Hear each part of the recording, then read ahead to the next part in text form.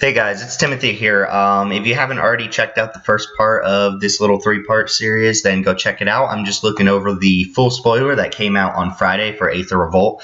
We got a massive commons and uncommons, and this is probably more important as far as limited goes, as far as evaluating the cards goes, because these are going to be the majority of what you see. Anything that's super flashy and super strong, first pickable usually is been spoiled a long time ago, and we're looking at what you're going to see kind of later in the pack or in the middle of the pack. So these are going to be the cards that make up your deck most of the time. We looked at green and artifacts last time. This time we're going to look at red, and I believe black is after that. Red in Kaladesh was decent, but I actually had it pegged as second worst color besides blue. And I don't know why that is. It had good cards, but it just didn't play out very well most of the time. And I think black and white just had very powerful cards, whereas red just had decent, good cards. If Weldon Sparks wasn't in my draft, there was no reason to really push me into red, which is pretty interesting. But let's start off with the red cards here. Starting with Wrangle, 1 in a red for a common sorcery. Gain control of target creature with power 4 or less until end of turn. Untap that creature, gains haste until end of turn. So this is a pretty narrow card, but if you are super, super aggressive, you might want this. It's not really that much better than Hijack, and Hijack wasn't even really good in aggressive decks. But the 1 mana cost lower is pretty neat, and you're going to be able to take control of a good number of things with this and hopefully slam in for a lot of damage. Threaten effects like this. When I say threaten, I mean an effect that takes an opponent's creature for a turn. Effects like this are much better when you are aggroing your opponent. Don't play this card. A lot of people make the mistake of just playing a card like this in a red deck, taking a thing and dealing 3 damage, or taking a thing and then attacking with it. That doesn't really accomplish much in the course of a game. It is worth noting that there are a couple sacrifice engines in this set, and being able to take your opponent's creature and then sacrifice it is fantastic, so keep that in mind. The other thing I'll say here is, at the very least, you can use this as 2 mana, give a creature you control haste for the turn, as long as that creature has power 4 or less, which is something that may come up. You can target your own creature with this, and it'll untap it and give it haste. So keep that in mind. It's kind of a corner case scenario, but it does sometimes happen with these threaten effects where you just have to get an attack in with your own thing. And you can do that with Wrangle. Altogether, I would avoid this type of card unless you're super, super aggressive. And then I wouldn't even actively seek it, but I might play one if I need to. Scrapper Champion is 3 and a red for a 2/2 uncommon human artificer with double strike.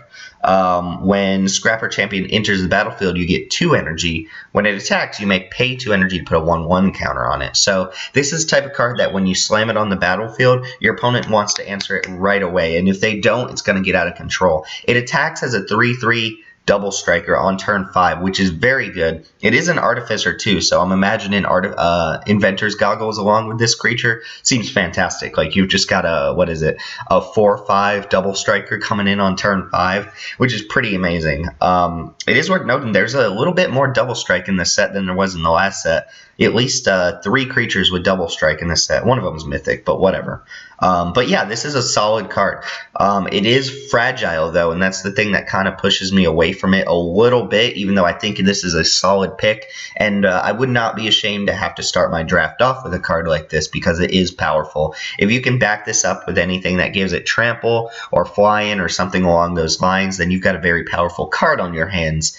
But you have to be able to protect it at least the first couple of turns to get it going, and you have to supply it a good bit of energy. You don't really need an energy engine to make this card very good, because a 3/3 double striker for 4 is already a very solid card. But if you can get extra energy flowing into it, it's just going to take over the game very, very quickly.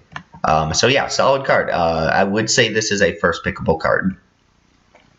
Invigorated Rampage is 1 in a red, and bear in mind, I've only glanced at these cards, so sometimes I'm going to have to evaluate them again in my head. Invigorated Rampage is 1 in a red for an uncommon instant.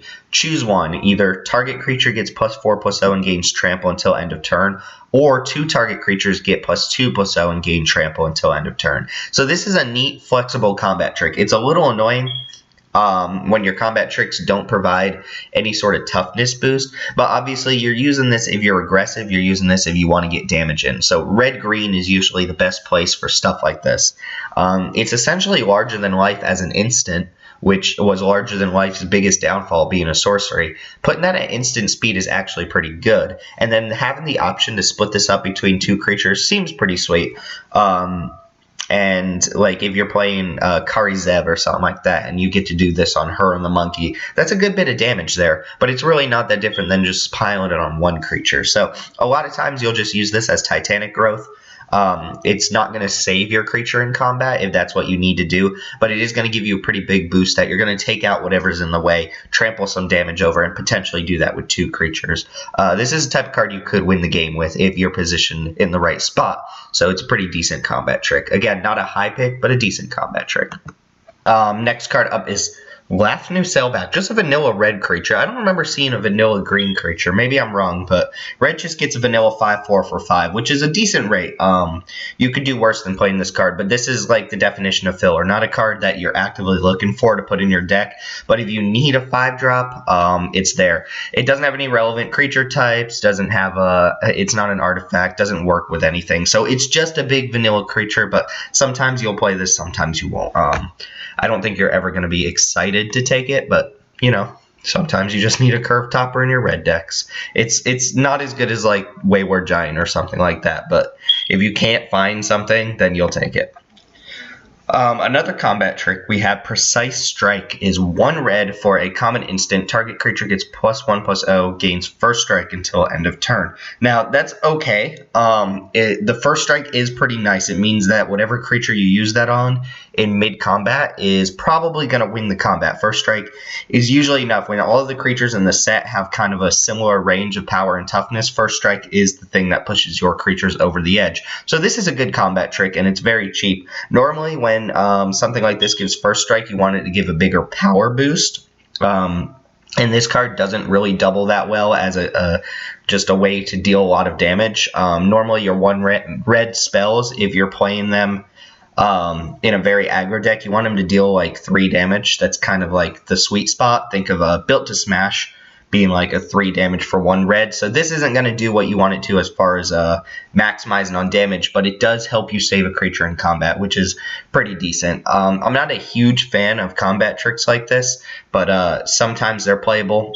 And, you know, I don't draft super aggressive decks very often, but if you're the type of person who likes to just turn your cards sideways and attack, you might want to pick up at least one of these for your deck. You can't afford to play a bunch of cards like this. You kind of have to limit how many combat tricks you have in a deck to make a good aggressive deck, but this is one I could see playing and being happy with it if I'm in a base red aggro deck. Reckless Racer is 2 and a red for a 2/3 uncommon human pilot with first strike. When it becomes tapped, you may discard a card. If you do, draw a card. Pretty neat effect. So first strike, again, pretty decent. This matches up extremely well against all the 3/2s in the format.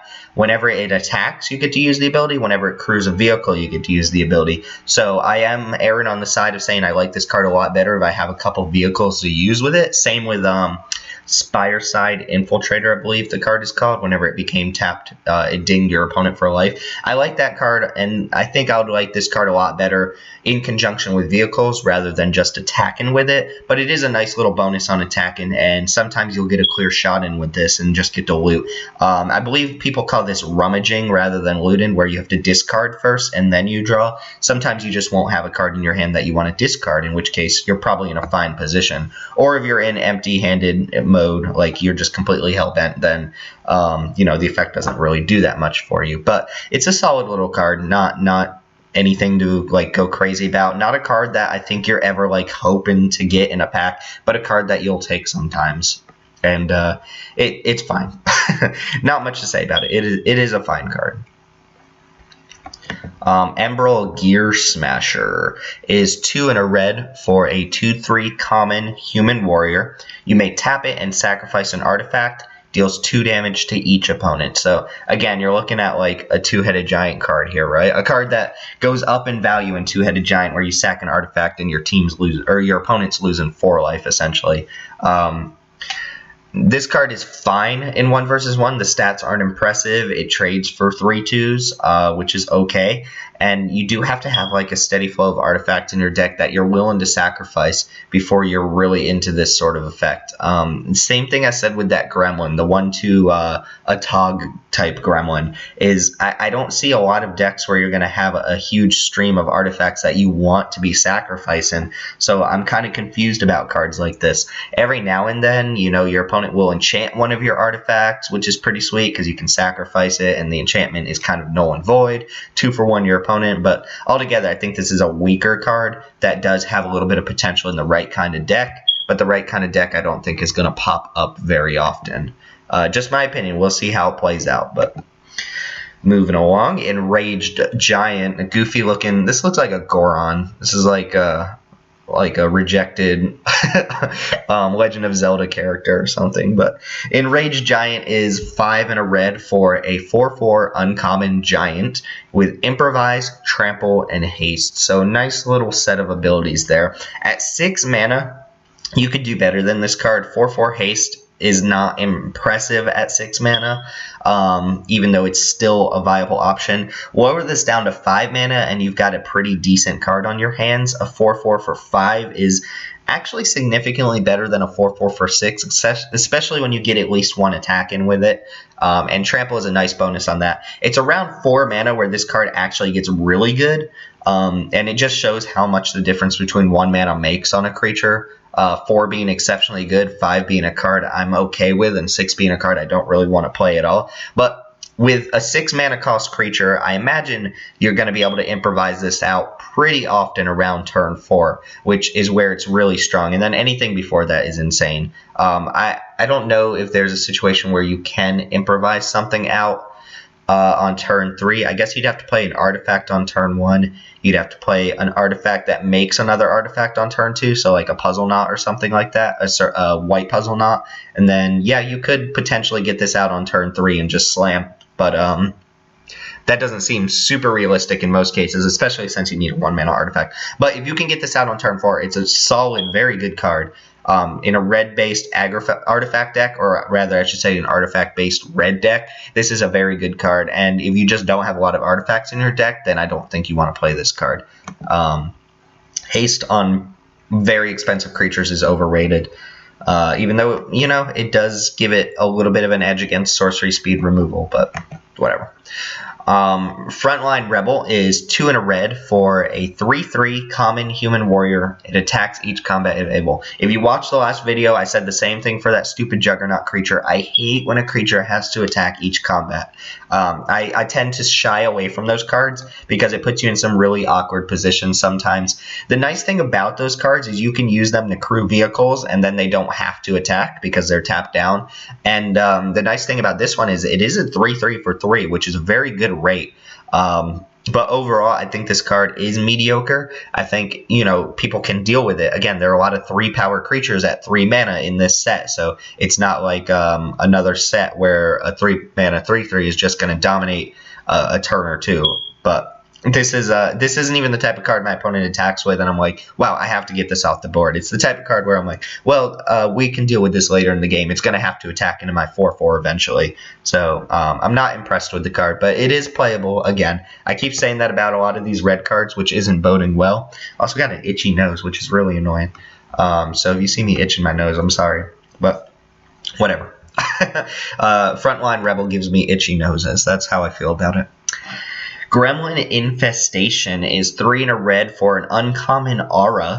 Enchant an artifact. At the beginning of your end step, Gremlin Infestation deals 2 damage to the enchanted artifact's controller. When enchanted artifact is put into a graveyard, create a 2/2 red gremlin creature token. So this is a little bit of a tricky card. You want to use this on an artifact that your opponents control that probably isn't a creature. So hopefully you can put it on, like, I don't know, one of their kind of combo piece artifacts or something like that. You definitely don't want to put it on anything they can sacrifice and so on and so forth. Or you want to put it on something valuable that also isn't a creature. You can put it on a creature and you're going to get a little bit of value, but eventually your opponent's going to find a way to just get rid of this and you're going to get 2 for 1. The nice Upside here is once that artifact does go away or hits the graveyard, you get a 2/2 Gremlin, which is pretty sweet. So it's mitigating the 2-for-1 there if it happens, because you're getting a little bit of value off of it. And if this is allowed to just sit on the board in kind of a longer game, it's going to kill your opponent. Think of a card like Stab Wound. Stab Wound's a little cheaper. It's in a more it's in a different color, obviously, but you know, that 2 damage every turn adds up. Once this deals 4 damage, 6 damage, your opponent's looking at an actual clock. And if you're an aggressive red deck, then you can really get in there. Now, there does have to be an artifact on the battlefield. You have to be careful because sometimes your opponent's going to have an artifact that, like maybe their only artifact is a servo token. You don't really want to put this on a servo token because then you're not going to want to attack into it, and they just block and they lose the servo. You get a 2/2. And the mana cost here isn't so crazy that you're willing to make that trade. Like 4 mana for a 2/2 is not great. So you want to be making sure you get damage off of this.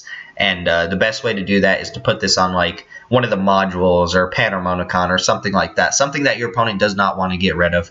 And it will put your opponent in a position where they have to choose whether or not they want to destroy their own artifact. And when they do, you'll get a 2/2 out of it, which is pretty nice. So I like the card.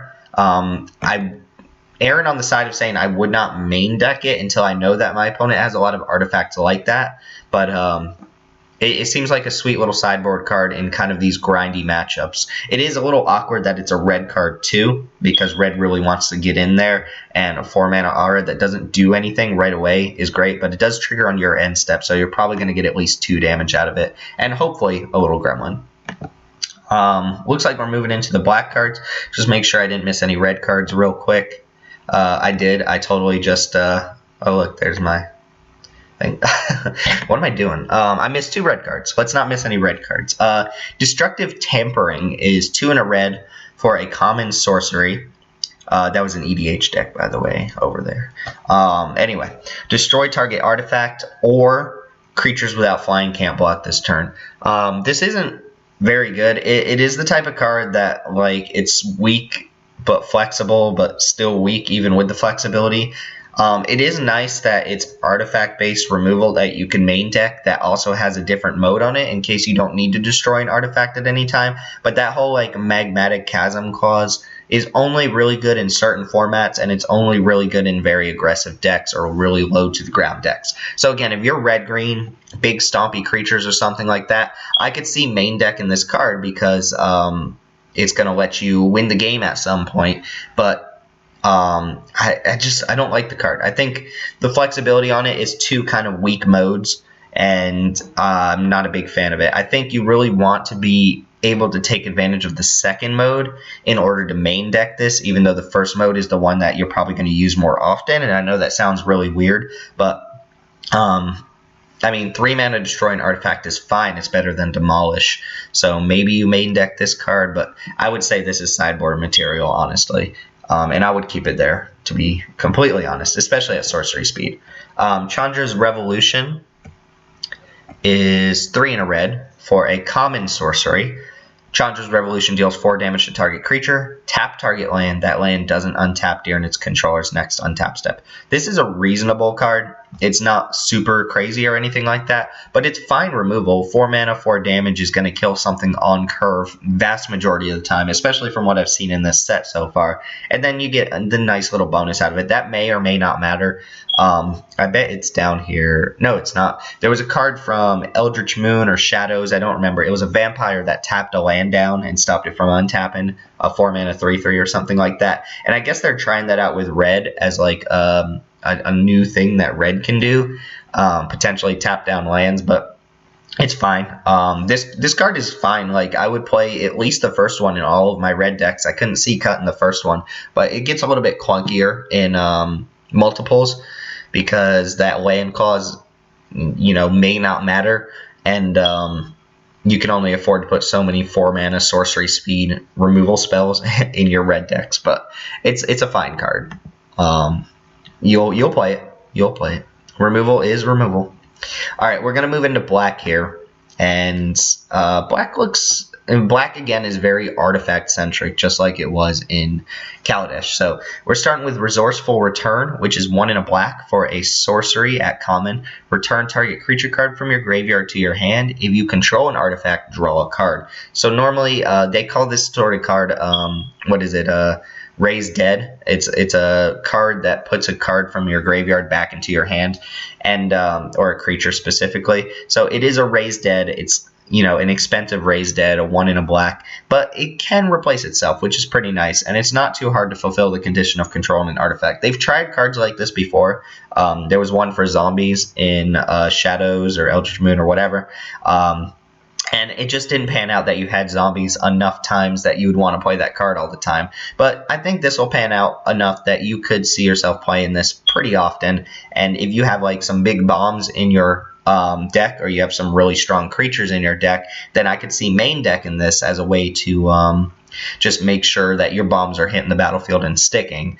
The other thing to mention about cards like this is it's good sideboard in really grindy matchups. It's going to give you some sort of advantage where you can get back a key creature from your graveyard if your opponent's very removal heavy or something like that. And then you're getting a 2-for-1. You're getting a card back from your graveyard and you're drawing a card off this. But you really need the artifact in order for this to be a good card. If you're very light on artifacts, I would cut this card from the deck. Sly Requisitioner. Fun name there. Sly Requisitioner is 4 and a black for a 2/2 uncommon human artificer with improvise. Whenever a non-token artifact you control is put into a graveyard from the battlefield, create a 1/1 colorless servo artifact creature token. Now, improvise helps this card a lot. It is a 2/2 for 5 on its base, which are terrible stats. So you need that ability to be relevant, and you need improvise to really help power this thing out. And this is an engine type card, but think about it. Again, how many times are artifacts in your deck going to be going to the graveyard? If you're going wide with servos, that doesn't count because this doesn't trigger off artifacts, or it doesn't trigger off tokens. It has to be non-token artifacts going to your graveyard. And this means you have to have artifact creatures going to the graveyard that aren't tokens. You have to have some sort of, like, I don't know, puzzle knots or something consistently going to the graveyard for this to be relevant. This is very similar to the blue enchantment. Whenever you cast an artifact, you get a Thopter. There are some decks where it's just going to be bonkers if you get this on the battlefield and you have, like, I don't know, 15 artifacts in your deck. But there are going to be some decks where you only have 7 or 8 artifacts, in which case this card is just not good because those artifacts need to be on the battlefield. Those artifacts need to be hit in the graveyard. And the best way to do that is for them to be artifact creatures going into combat. But you have to have a lot of artifact creatures. So this card is kind of a middling card for me. It has a lot of potential, but on its own, it's actually very bad. 5 mana 2/2. If you're not getting servo tokens off of this, you do not want this card. So there's that. It is an uncommon too. It is an uncommon. Usually uncommons like that are just a signal, build around, build around. That's what it's telling you. Gantis Machinations is 1 black for an uncommon enchantment. Whenever you lose life for the first time each turn, you get an energy. You may pay 2 energy to sacrifice Gantis Machinations. Each opponent loses 3 life. You gain 3 life equal to the life lost this way. Now, let's just point out that this is amazing in Two-Headed Giant, where it's essentially lose a life, or it's essentially pay 2 energy, dome your opponents for 6, you gain 6 life, which is ridiculous for 1 mana. In single player, I could see this being a good game. It's not the type of card that's going to help you too much later in the game if, like, you just really need to top deck something and you don't have the energy to pay for this immediately. It's not going to be that great, but I do like the card. I like that you could potentially have the 2 energy down and just pay black and sack this thing right away, which is great. There are also a couple cards in the set, not a lot, but there are a couple cards in the set that can get enchantments back from your graveyard, so keep that in mind. But this makes up for the life you're losing, which is pretty neat. It can be kind of a weak energy engine. You have to be consistently losing life, but think about if you have something that requires you to pay a life to do something. Nothing's coming to mind off the top of my head, but I'm sure there's something that requires you to pay life. Then this is pretty decent. And, the effect is good enough that it's worth 1 mana. 3 damage to your opponent, you gain 3 life, is fine. It's an Alms of the Vein or whatever you want to call that. It only hits players, doesn't hit creatures, so it's a little limited, but it is a pretty nice life swing. 6-point life swing in your favor for not a lot of initial investment, which I like quite a bit. I don't know that again, this doesn't strike me as a first pick material, but it is the type of card that in my black decks I would probably play it majority of the time. I don't know that I'd play multiples or not. I'd have to think about that one, but I would play probably the first one almost every single time. Ironclad Revolutionary is 4 and double black for a 4/4 uncommon Aetherborn Artificer, 2 relevant creature types. When Ironclad Revolutionary enters the battlefield, you may sacrifice an artifact. If you do, put 2 1/1 counters on Ironclad Revolutionary, and each opponent loses 2 life. Again, that each opponent thing. Black looking really sweet for Two-Headed Giant. 6 mana 4/4, not cutting it. 6 mana 6/6 that domes your opponent for 2. Pretty decent. In black especially. Black doesn't really need 6 mana 6/6s, but they're decent. It also gets 1/1 counters, which is relevant for black, especially the black-green archetype. And this does enough, and it costs enough that I imagine you'll have an artifact that you're willing to sack in order to get the maximum value out of this guy. Be careful if your opponent removes this, then they're essentially 2 for 1 in you since you sacrificed an artifact, but you also got your opponent for 2 life, which is a nice little bonus. I think you would play one of these in most of your decks as a curve topper if you don't have a huge bomb, but I can never see myself playing more than one of these just because I don't know how many 6 mana creatures you're going to be able to get away with. It is essentially a vanilla creature after its ability hits. It's just a 6/6, and it's not going to give you like any sort of significant edge in combat if a 6/6 isn't already doing that for you. So I think you play one of these, and I think you're happy to have it, but it's slightly above filler material. In a deck that's just strewn with artifacts and spare artifacts and artifacts you want to go to the graveyard, then I could see maybe playing the second one, but I'm not dying to have it. Alright, next card here, speaking of powerful Two-Headed Giant cards, is Perilous Predicament. 4 and a black. For an uncommon instant, each opponent sacrifices an artifact creature and a non-artifact creature. So, pretty sweet card. It's a 2 for 1 inherently. Sometimes you can use it if your opponent only has 1 big creature on board. It's still going to wipe that creature away. And there are some times where this isn't going to work out the way you want it to. If your opponent's going really wide with servo tokens or something like that, they're just going to sack some servo tokens. But there are some, this is the type of card that varies wildly depending on what your opponent's doing. If your opponent's like some control deck with a bunch of really late game creatures, this is just going to get them super hard. And if your opponent's some really go wide deck, it's much worse. So I would main deck this card, but I could see myself boarding it out against a kind of faster go wide deck like what do they call it? An inspired charge deck or something like that. If you see that everything your opponent's playing is like making servo tokens, then this card gets way, way worse. Even though I will say it also gets way, way better in Two-Headed Giant. So keep that in mind. Pretty sweet card. 2 for 1s are nice. 2 for 1s are nice, especially at instant speed, which is great. Renegades Getaway. Sounds fun to say.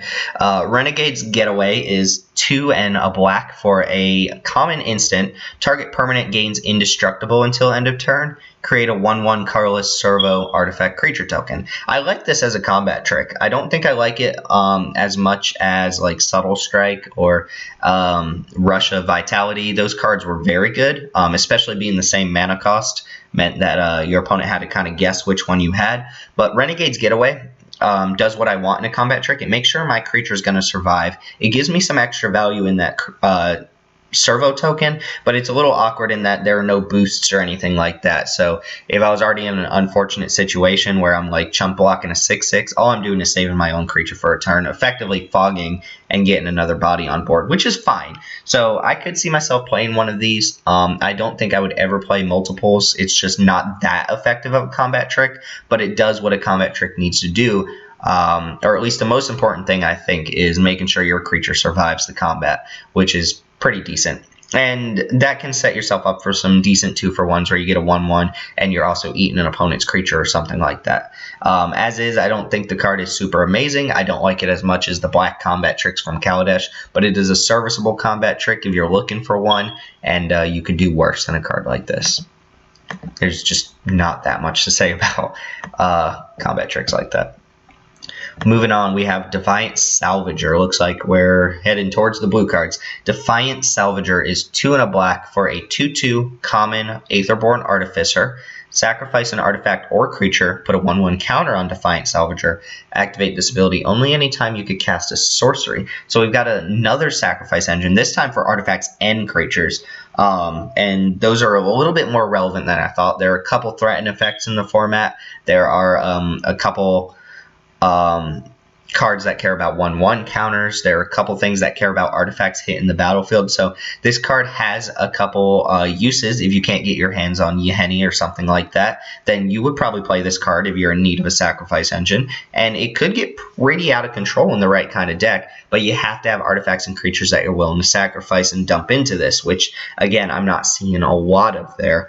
Also, being able to activate this at sorcery speed is a very powerful, like a very big pitfall to this sort of ability. Sac effects are great at instant speed because they help you fizzle some of your opponent's spells and stuff like that. They help you take advantage of your opponent point and removal spells at your creatures, but being able to do it at sorcery speed makes that a lot worse, which is still fine. This could be a game ender in the right kind of deck, but I don't see that coming up very often. And again, it's playing around with those 1/1 counters, which is relevant in black, black-green especially. So decent card, cuttable if you have no use for it, and playable if you have a lot of uses for it. Fenhauler, this is like, what, the 5th insect that we've seen? Maybe the 2nd, I don't know. Fenhauler is 6 and a black for a 5/5 insect at common with Improvise, and it can't be blocked by artifact creatures. The whole artifact creature thing is a nice bonus. It means it's not being chunked by servos, which is pretty sweet. Also means it can't be blocked by Narnum Cobra, so suck it, Death Touch artifact. Improvise makes this a tiny bit better, but at 7 mana, this is already so expensive that it's very mediocre. If you are in a base black or an artifact-based black deck, then this card goes way up because if you can cast this for 5 or less, I think it's really solid. A 5/5 for 5 mana is perfectly fine with a tiny little bit of evasion on it, and being able to cast that for 4 or less seems really, really good. Black also already incentivizes you to draft a ton of artifacts, so you want to be doing that anyway. And if you end up with a deck that has like 10 plus artifacts, then your Fenhauler is going to be a nice little curve topper for you. I think it's on par with something like the Scavenger, the Crocodile from Kaladesh. And I kind of like the Crocodile more. It has the same stat spread for 6 mana, but this guy could potentially come down for less than 6, which is where I see it being really good. If you only have like a couple artifacts in your deck, I don't think you want to play that card. Foundry Hornet, another insect. Look, another insect. Foundry Hornet is 3 and a black for a 2/3 uncommon insect. It has flying. When it enters the battlefield, if you control a creature with a +1/+1 counter on it, creatures your opponents control get -1/-1 until end of turn. This is neat. So 4 mana 2/3 flyer is an okay body. It's not like anything to write home about and brag about, but it is an okay beater in the air and a good blocker against like 2/2s in the air and stuff like that. And then you get this nice little ability tacked on. There are a decent number of 1 toughness creatures in this format, especially if you're looking at white. White has a lot of 3/1s and stuff like that. There are a lot of 2/1 bears. So this has the potential to kill things. You do already have to have something with a +1/+1 counter on it in order to take advantage of the Hornet's ability. And -1/-1 may not be relevant a lot of the times, where it's also super relevant a good number of times. If you think of the card... Make Obsolete from Kaladesh. That card could just destroy somebody, but it wasn't instant, so you could use that as a combat trick. But if your opponent's the Go Wide deck with tons of servos and Thopters, Make Obsolete just destroyed their deck. And Foundry Hornet has the potential to do the same thing. So even though I would main deck this card pretty often, I think, at least the first copy, I think it is a good sideboard option too, and has implications against certain decks that it could just destroy a token deck. But it takes a little bit of work. You have to have that 1/1 counter. 4th Bridge Prowler is 1 black for a 1/1 common human rogue. When it enters the battlefield, you may have target creature get -1/-1 until end of turn. The May ability is pretty nice, so it doesn't have to kill itself. It's the first thing you play. I don't love cards like this. Sometimes they're good. I like them better as sideboard cards when you know that your opponent is really heavy on 1 toughness creatures. So if you are playing against a white deck that has a lot of 2/1s and 3/1s, then this is a pretty decent card. As is, if you're not killing something with this, it's pretty weak. A 1-mana 1/1 is not doing anything impressive for you. Doesn't really have any like relevant creature types or anything like that. So I say keep this in the sideboard until you know that it's got some targets to kill. And avoid it otherwise. If I'm in black, I would like to have one of these in the sideboard. So it's the type of card that once it nears the end of the pack, if I see one of these, I would probably pick it up before I pick up like a second copy of some filler black card or something along those lines. Alley Strangler, another dude hiding behind a pillar. There are a lot of those in Kaladesh. Alley Strangler is pretty simple. 2 and a black for a 2/3 common Aetherborn Rogue with Menace, and that's all. 2/3 Menace is weird. Menace is geared towards more aggressive decks. Being 3 toughness doesn't really make Menace more impressive. It does mean that it's more likely to survive, so if this has to be double blocked by something, then so be it. Like, it might survive that if you're being blocked by 2 1/1s, but the power isn't strong enough that I'd want to really block this anyway. So a lot of times this will function as a 2/3 unblockable, and with all of the 3/2s and 2/3s and 3/3s in the format, it's not that hard to kill this off even with Menace. Menace is a lot worse with Fabricate floating around, even though that's been minimized. So a card like Maulfist Squad was a card that people seem to really, really like. Maulfist Squad, I thought it was terrible because it was so easy to block it and just kill it. And maybe it 2-for-1'd you, but it was just not very impactful a lot of times unless your opponent's board was empty, in which case you're winning that game anyway. So 2/3 Menace, weird stats, but a playable card. It's just, again, this is filler. This is definite filler, like an even 5 out of 10, no doubt about it. Cruel Finality is 2 and a black for a common instant. Target creature gets -2/-2 until end of turn. Scry 1. This is a decent combat trick, and keep in mind it has the same mana cost as that other black combat trick we just saw, the Renegades Getaway. 2 and a black means that once people become familiar with the format, they have to expect one or the other, and they're varied enough from each other that playing around one and not playing around the other could get yourself in a really bad situation. I think this card is good.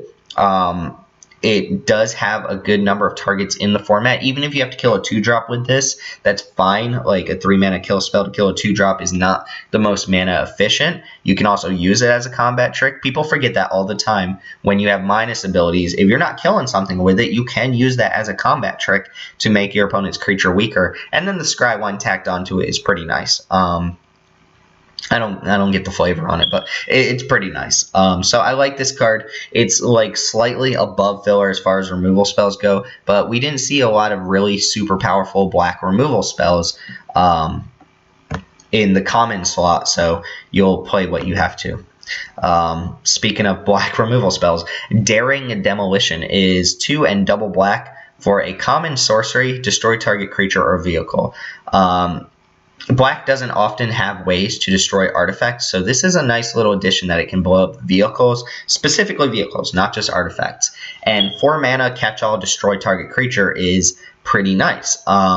There are a couple. This is the type of card that if this were in a different format, it would be slam dunk strongest black common, even with the double black. And I see it being pretty close to the best, but there are some decks where I feel like this just isn't going to do what you want it to. It doesn't kill any special artifacts, so it's limited to creatures and vehicles, which is still nice. It is sorcery speed. It does have double black in it, so it's got a lot of pitfalls, but it is a catch-all answer, and it's still a strong removal spell when you need a strong removal spell. So this fits nicely into aggro decks as kind of like a top-end removal spell, and it fits nicely into control decks where maybe you're durdling along and you just need to kill something. If it were instant speed, it would be very, very good. At sorcery speed, it's just good. So I like the card. I'd be happy to play at least 1 or 2, but after that, I see the card being just a little bit too clunky. Keep in mind, there are going to be some hyper-aggressive red-white kind of aggro decks, and 4 mana to destroy creature is not what you're going to want in those situations. You're going to want something more like the last card we saw, -2/-2 at instant speed. So let me just make sure that I'm not missing any black cards here. Nope. Looks like we're going to be starting with blue next time with Windkin Raiders. Spoiler alert, it's a decent card. But yeah, black has a lot of artifact synergy going on. When you look through these cards, like every single card has the word artifact written on it somewhere. That's not true. A lot of them do though, and the more synergistic your deck can be, the more you can take advantage of cards like this. So there's some neat ones. Very good for two-headed giant. Keep that in mind, and some like early, mid, late game cards. So I like black. I think it's got some combo potential going for it, which is pretty nice, which I didn't really say. I don't think it's as inherently powerful as green. Green's just going to stomp over everybody, and red's got kind of like a more aggro feel to it, which it's supposed to. So keep those things in mind when you're looking at this. With that being said, I've got one more video to go. We're going to check out some blue cards. We're going to check out some white cards, especially this one. And we'll be done with the full spoiler. And then from there, I'm going to move on and I'm going to go through the set. And I'm going to release videos per color, giving each card a rating. So if you didn't watch my video about my rating scale, go check it out because I'd love your feedback on that before I do it. And if you have and you're interested in it, be on the lookout for my ratings. I will try my best to get all the ratings out by pre-release next Friday, but I have a busy week coming up, so we'll see. I'll get at least half of them done, and if I have to get a couple more ratings released by the end of pre-release, that's fine. I'll at least have a little bit more knowledge about those cards. So with that being said, thanks for watching, guys. My name is Timothy, and I will see y'all next time.